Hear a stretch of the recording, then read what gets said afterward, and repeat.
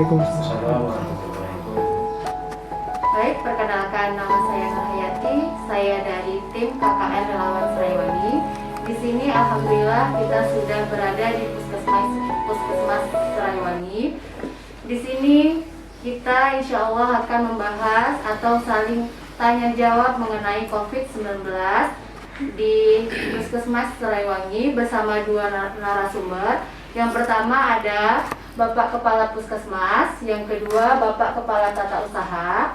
Sebelum kita melakukan tanya jawab, kita akan tanya-tanya dulu nih, bagaimana profil Bapak, siapa nama Bapak. Yang pertama kali akan kita tanyakan adalah Bapak Kepala Puskesmas. Kepada Bapak kami persilahkan. Baik, bismillahirrahmanirrahim. Assalamualaikum warahmatullahi wabarakatuh. Waalaikumsalam. Perkenalkan, saya Dr. Rusdi Pademuan Ramli, Kepala UPD Puskesmas Seraiwangi, Kecamatan Taramuandau. Saat ini kita sedang di UPD Puskesmas Seraiwangi bersama adik-adik KKN dari Universitas Kepulauan Duri dalam rangka kegiatan KKN tahun 2020. Terima kasih. Baik, selanjutnya kita akan perkenalan dengan Bapak Kepala Tata Usaha. Kepada Bapak kita persilahkan. Terima kasih. Assalamualaikum warahmatullahi wabarakatuh. Waalaikumsalam warahmatullahi wabarakatuh. Nama saya Prof. Nugroho, selaku KPU di Puskesmas Seraiwangi. Itu saja. Assalamualaikum warahmatullahi wabarakatuh. Waalaikumsalam warahmatullahi wabarakatuh. Alhamdulillah kita sudah kenal dengan dua narasumber kita. Kata pepatah tadi, tak kenal maka tak sayang. Nah, di sini insya Allah kita akan bertanya kepada narasumber kita mengenai COVID-19. Di luar sana sudah banyak kita dengar pertanyaan-pertanyaan yang mungkin belum terjawab. Nah, insya Allah di sini akan kita pertanyakan bersama Bapak. Yang pertama kali yang akan kita pertanyakan yaitu begini, Pak. Pada saat ini kita tahu ada yang namanya virus atau COVID-19. Nah, virus ini bisa menyerang siapa saja, usia berapa saja. Nah, yang ingin saya pertanyakan dan orang-orang luar mungkin pertanyakan juga, Pak, bagaimana kita bisa mengetahui bahwa virus itu menjangkit atau terkena kepada anak-anak usia balita, misalnya usia 3 bulan gitu, Pak? Baik, sebelum kita menjawab arah proses terjadinya penyakit COVID-19, jadi kita perlu tahu dulu bahwa COVID ini pada dasarnya virus. Kemudian kita tahu bahwa virus itu kalau dari segi penyembuhan dia bisa self-limited disease, jadi dia bisa disembuhkan sendiri. Jadi secara harfiah itu virus itu belum ada obat tertentu, apalagi untuk yang COVID-19 ini. Nah, pertanyaannya, kalau kita berbicara virus, maka kita harus tahu dulu nih bagaimana cara penyebarannya sehingga bisa terkena kepada manusia. Asal muasal COVID-19 itu tentu penyebaran yang paling awal sekali itu dari hewan. Dalam hal ini kalong, kelelawar. Kemudian karena asal muasal virus itu dia berkembang di binatang, kemudian dia terpapar ke manusia. Nah, oleh manusia karena dia sudah menjadi virus yang ada di dalam tubuh, sifat yang harus kita ketahui bahwa virus corona ini tentu dia sifatnya aerosol, droplet. Jadi ketika kita ngomong nih seperti ini, kalau salah satu di antara kita ada yang terkena virus, kita tak sebut dulu corona, virus saja dulu. Itu secara tidak langsung akan kena kepada orang yang pada saat itu berkomunikasi, terpercik kena droplet. Maka semua virus pada dasarnya cara penularannya adalah dari droplet, percikan ludah. Terlebih lagi kalau ada di antara kita yang batuk, apakah lagi bersin. Nah, karena kita bisa bayangkan kalau ada orang yang batuk tanpa menggunakan masker untuk saat ini, itu kalau kita lihat di bawah mikroskop pembesarannya sangat halus, itu virus dan bakterinya banyak. Nah, Maka ketika kita tampung dengan masker, minimal masker kain itu yang keluar itu sedikit. Nah, dia akan tertahan di dalam maskernya, baik itu masker medis ataupun masker kain seperti yang dipakai. Jadi yang sekarang kita pakai, yang Bapak pakai ini sama Pak Pun, ini namanya masker medis. Nah, masker medis ini dia mampu menahan 95% bakteri maupun virus, jadi tak keluar. Tapi kalau yang masker kain yang dipakai ini bisa menangkap sekitar 30-50%. Nah, jadi artinya lumayan daripada tidak memakai masker sama sekali. Nah, kita balik ke virus corona COVID-19. Saya tidak cerita masalah kenapa kok bayi kecil bisa kena. Jadi ceritanya sekarang COVID-19 ini semua orang bisa terkena. Tergantung dari mana dapatnya, bagaimana cara penularannya. Nah, kalaulah di dalam satu rumah itu ada yang COVID-19, maka bukan tidak mungkin semua anggota keluarga yang terpapar dengan si A, katakanlah COVID-19, itu pasti kena. Nah, kenapa kita rawan sekali terhadap katakanlah anak-anak, apalagi anak-anak yang usianya masih di bawah 1 tahun, karena sistem kekebalan tubuhnya itu belum ada, belum terbentuk. Jadi dia menerima saja ketika ada virus yang masuk, dia terima, tidak ada feedback dari tubuh. Maka yang ini yang kita khawatirkan sekali, kalau di dalam lingkungan kita itu memang ada yang memang corona. Nah, kemudian setelah itu kita bercerita tentang gejala. Nah, namanya virus kalau menyerang tubuh, katakanlah kita influenza. Nah, jangankan influenza, ketika kita terkena air hujan, itu kita kadang-kadang kan demam. Nah, muncul demam itu non virus. Nah, sekarang karena ada yang COVID-19, jadi rata-rata semua yang virus influenza, kalau kita sebutnya ada ILI, influenza like illness, jadi penyakit yang serupa dengan influenza. Kemudian kalau yang COVID-19 ini kita lebih cenderung ke arah ISPA berat, ISPA kronis. Nah, ISPA kronis. Nah, semua virus kalau menyerang tubuh, kita pasti demam, ya. Kemudian badan pegal-pegal, meriang, batuk pilek sedikit-sedikit, kemudian tenggorokan terasa sakit. Tetapi bedanya dengan COVID-19, dia ini ketika terkena COVID-19 itu dia parah, nggak bisa disembuhkan. Ketika hanya influenza biasa, itu tidak makan obat, cukup dengan minum air putih yang banyak, kemudian asupan gizi yang baik, kemudian makan buah, makan sayur, insya Allah dalam waktu 2 hari 3 hari sembuh. Beda sama yang COVID-19. COVID-19, kalau memang betul itu COVID-19, tidak diobati, makin parah. Nah, kalau kita cerita, kenapa kan sama-sama virus nih?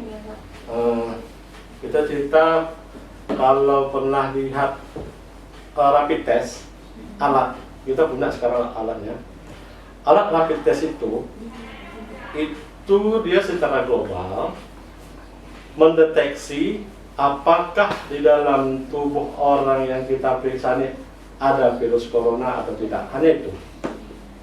Nah, karena kalau kita yang pilek-pilek biasa ini, itu biasanya kita sering salah satunya virusnya corona, tetapi bukan yang si COVID-19. Nggak ada serotaknya, ada 4. Jadi yang mau kita tembak itu yang ini, yang keempat. Maka tidak hanya mampan menggunakan rapid aja. Rapid penanda global. Penanda global bahwa di dalam tubuhnya terpapar sama corona. Tapi belum tentu corona yang kita maksud. Corona 19, COVID-19. Karena serotaknya ada 4. Jadi untuk menentukan kesana, maka terjawab langsung nih. Nah, terjawab langsung, kita harus lakukan swab. Ya. Kalau swab spesifik, bukan corona flu biasa, memang COVID-19 tembak langsung, maka harus lakukan swab. Nah, disitulah dia. Jadi kalau rapid saja hasilnya reaktif, juga belum tentu dia COVID-19. Nah, maka kita harus cross check ke swab. Nah, seperti itu. Nah, untuk rapid test itu untuk saat ini kita bisa lakukan di puskesmas. Nah, sekiranya terjadi dia rapid test ada dua keterangan, reaktif dan non reaktif. Nah, kalau dia reaktif, katakanlah reaktif, maka aku lakukan swab. Jadi swab itu sendiri nanti bisa kita lakukan di sini untuk saat ini. Nah, swab kita lakukan dengan protap, tetap APD, alat pelindung diri. Kemudian ada tim, kita ada tim dokter, tim surveillance, kemudian ada petugas labor, ada perawat. Dalam hal ini kami sering membuat tim, Pak Pur, dan sebagai perawat, saya dokternya, kita ada Pak orang dokter. Nah, itu swab bisa dilakukan di sini. Nah, prosedur swab biasa, nggak ada yang seremonial khusus. Dan jelas kalau sekiranya ada yang rapid test positif, reaktif, maka kita usikan dulu dari komunitas untuk menunggu melakukan pemeriksaan swab. Pemeriksaan swab itu sendiri dilakukan oleh tenaga labor, itu dengan mengambil cairan di rongga hidung. Jadi itu yang kita lakukan, dan saat ini pembacaannya belum bisa dilakukan di Kabupaten Bengkalis. Itu hasilnya kita antar ke Labkesda Provinsi Riau Pekanbaru. Insya Allah besok kita ada rapid test pagi sekitar berapa orang? 40 ya? 40 orang. Itu anggota PPK PPS Kecamatan Talamuandang. Sampai siang selesai, bawa hasilnya ke Pekanbaru. Kalau ada yang ganti, kalau yang dikatakan kalimat positif dan negatif itu ada di posisi hasil swab. Kalau rapid dia kalimatnya reaktif, non reaktif. Nah, kalau swab positif, negatif. Nah, ini memakan waktu hasilnya sekitar 4 hari paling lama. Kemudian karena permintaan itu saat ini sedikit, maka lebih kurang 2 hari biasanya dah hasil sudah keluar. Nah, itulah pemeriksaan swab. Siapapun bisa lakukan swab. Nah, kita tidak bisa orang dewasa, remaja, anak-anak bisa lakukan swab. Nah, itu pelaksanaannya tetap di analis labor atau lab kita sendiri. Nah, begini Pak, saya juga mau bertanya. Ya. Sekarang kan kita belum menemukan yang namanya vaksin untuk COVID-19. Tadi Bapak juga bilang itu bisa penyembuhan dengan sendirinya gitu kata Bapak. Nah, bagaimana caranya gitu Pak? Karena kita belum menemukan vaksinnya juga. Terus kenapa dia bisa sembuh sedangkan kita belum menemukan vaksin itu sendiri gitu? sejauh ini mungkin sistem pengobatan kan, nah, itu ahlinya di dokter. Hanya saja sebelum ditemukan obat itu kan pengobatan sistem simptomatis apa ya? Simptom. Artinya gejala yang muncul itu yang diobati.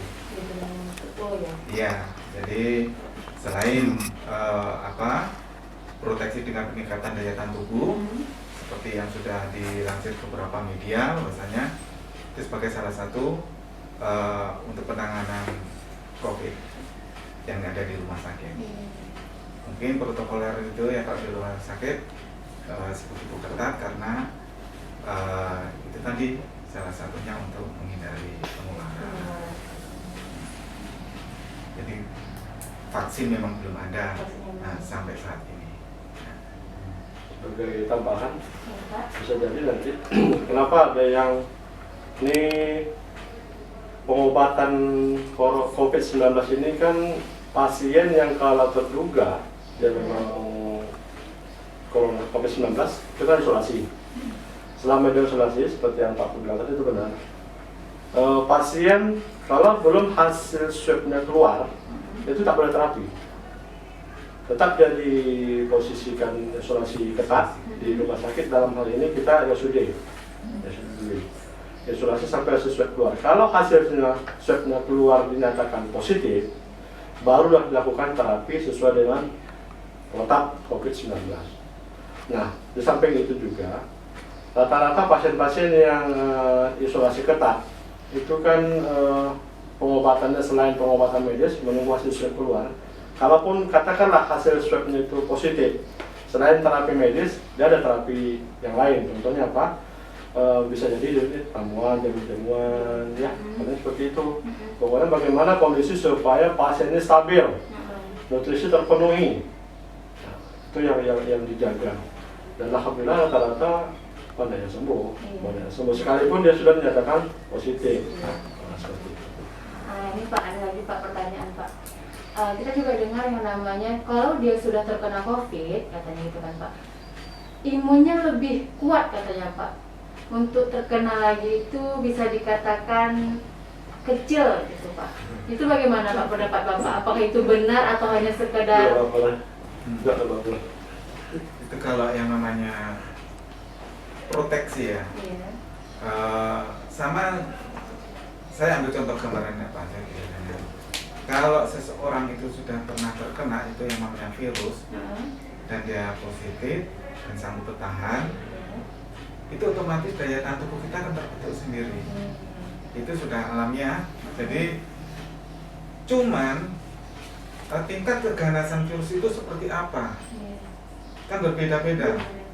Sama kayak kasus dulu, saya ingat betul yang pernah disampaikan kasus H5N1, kasus flu burung, itu sama-sama kasus flu burung, tapi untuk yang berada di luar dengan yang Indonesia berbeda. Itu daya serangnya lebih kuat yang ada di tempat Indonesia, dan itu mungkin juga tidak menutup kemungkinan ditemukan juga di COVID ini. Nah, dan itu pun tergantung daya tahan tubuh manusia sendiri. Ya kalau mungkin kita pernah terkena, ketika pas daya tahan tubuh kita turun, diserang kembali, tidak menutup kemungkinan pasti kena kan, karena itu proteksi tubuh yang nomor satu itu. Daya tahan tubuh intinya seperti itu. Jadi kita belum ada kepastian bahwasanya oh sudah kena itu tidak akan kena. Itu belum jawaban. Jadi tergantung satu daya tahan tubuh, kemudian tingkat keganasan virus itu sendiri. Gitu.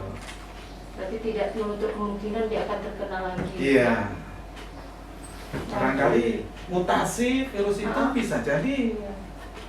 Dan kita bisa tahu ketika misalnya rapid test, kita tahu si A ini sudah terpapar atau belum. Bisa tahu.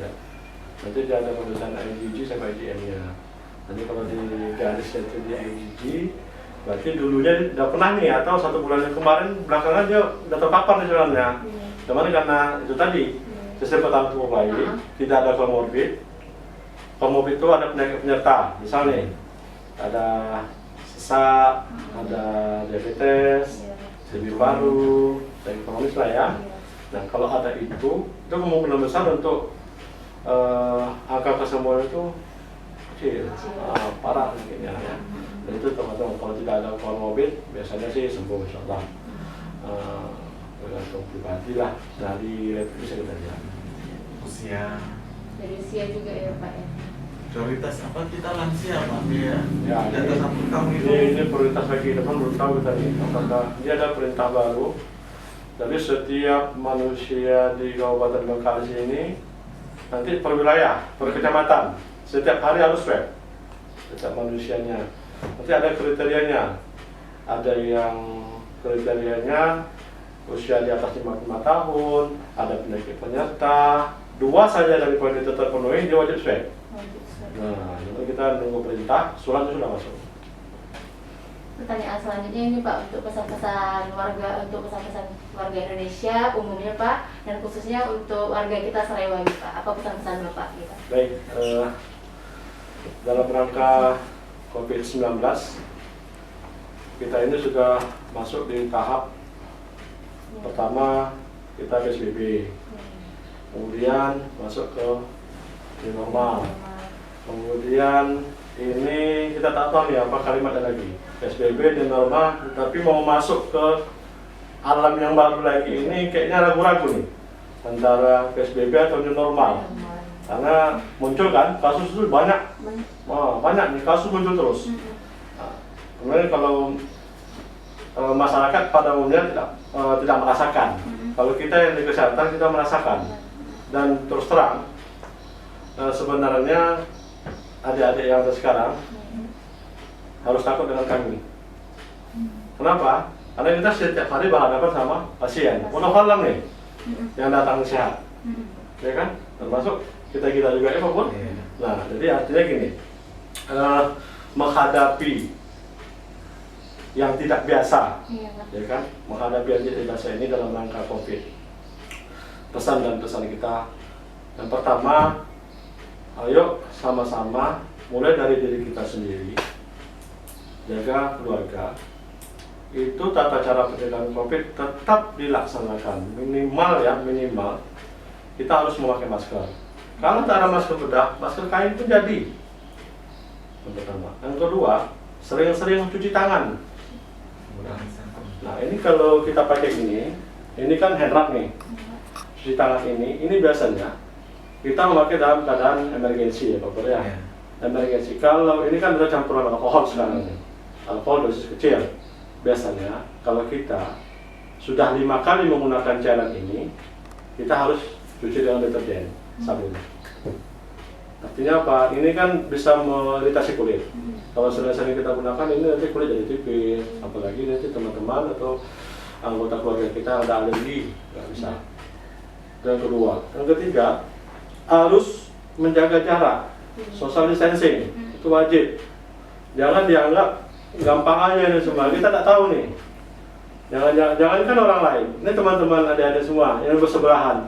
Nah, kadang kita tak tahu kan. Tadi malam atau 1 minggu yang lalu beliau baru pulang dari Dumai. Kita anggap biasa aja. Kebetulan sistem pertahanan tubuhnya bagus. Kita yang lemah, kita yang kena. Nah, jadi itu memang harus pertama. Yang pertama kita masker, tetap dijalankan, sering-sering cuci tangan, kemudian harus ada jaga jarak, social distancing, kemudian hindari stres. Karena itu akan meningkatkan, mengurangi sistem pertahanan tubuh. Kemudian harus ada olahraga ringan, kemudian makan makanan yang sehat dan bergizi. Cukup istirahat malam. Dari Bapak ada tambahan untuk warga kita Serewangi? Nah, kalau khususnya untuk warga Serewangi, kami mohon untuk senantiasa menjaga kesehatan dan kemudian tetap mengikuti protokol COVID dalam melakukan aktivitas sehari-hari. Itu karena apa? Dalam periode saat ini itu banyak seperti dari rekan-rekan mahasiswa perhatikan di masyarakat sudah banyak yang tidak menggunakan masker, tidak seperti dulu lagi, dianggap normal saja. Hanya saja mereka sebagai syarat saja ketika memasuki area-area tertentu, seperti misalnya sekolah. Tapi kantor pun ada hanya beberapa yang menggunakan. Jadi semangat untuk apa tuh mengalami kendur. Kami mohon kiranya untuk semua lapisan masyarakat tetap semangat untuk tetap menjaga kesehatan dengan protokol yang telah kita sepakati, baik dari yang ada di desa dimanapun kita berada, dimulai dari diri kita sendiri, keluarga, kemudian di lingkungan kita, terakhir seluruh masyarakat Indonesia akan melaksanakan hal itu. Gitu. Baik, alhamdulillah. Terima kasih kita ucapkan kepada Bapak sebagai narasumber yang sudah memberikan pencerahan kepada kita semua apa itu COVID, seperti apa cara penularannya. Nah, untuk kita semua, mari kita indahkan apa yang sudah dianjurkan oleh pemerintah, bagaimana cara menjaga kesehatan itu, bagaimana kita tetap menerapkan protokol kesehatan meskipun kita katakan tadi sudah dalam keadaan new normal, bukan berarti itu sudah tidak ada lagi gitu. Mari kita indahkan himbauan-himbauan dari pemerintahan setempat. Demikian wawancara kita pada hari ini. Semoga apa yang Bapak-Bapak berikan kepada kita bermanfaat dan bisa kita terapkan dalam kehidupan sehari-hari. Demikian dari kami. Apabila ada kesalahan dan kekurangan, kami mohon maaf. Wabillahi taufiq wal hidayah. Assalamualaikum warahmatullahi wabarakatuh.